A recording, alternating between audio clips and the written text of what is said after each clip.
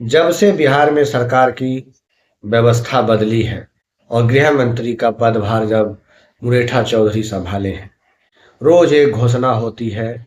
उसमें से एक घोषणा है गुंडा बैंक बंद कराने की, सूदखोरों के ऊपर चोट देने की। बात अच्छी है, क्योंकि कई ऐसे सूदखोर हैं जिनके जुल्म के वजह से लोग आत्महत्या तक कर लेते हैं, परेशान रहते हैं, उनका जीवन अस्त व्यस्त हो जाता है।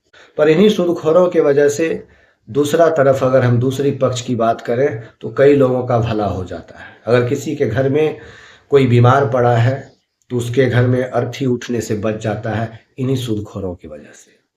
अगर किसी की शादी हो रही है, किसी के घर बारात आया हुआ है और किसी कारण से अगर कुछ पैसे की कमी आ गई तो इन्हीं सूदखोरों की वजह से उसका बारात अच्छे तरीके से शादी करके वापस लौट आता है।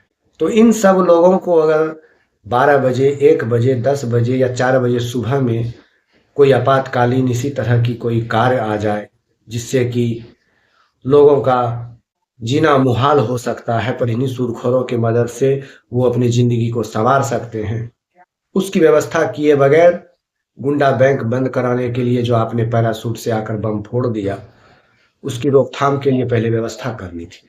ऐसे में कई लोगों के घर में बेवजह अनहोनी हो जाएगी, असमय मृत्यु हो जाएगी, कई लोगों का घर बर्बाद हो जाएगा।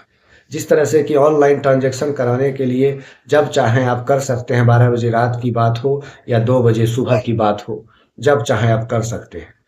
तो क्या बैंक आपका इस आपातकालीन में जब चाहें इनकी मदद कर सकते हैं? पहले ये सुविधा को सुधारना था, फिर जाकर इन सूदखोरों के ऊपर चोट करना था। बस आए और वाहवाही लूट कर चले गए। अब इन्हीं सूदखोरों की वजह से जिनका होता काम बिगड़ता हुआ दिखेगा, कई लोगों के घरों में अशांति फैल जाएगी।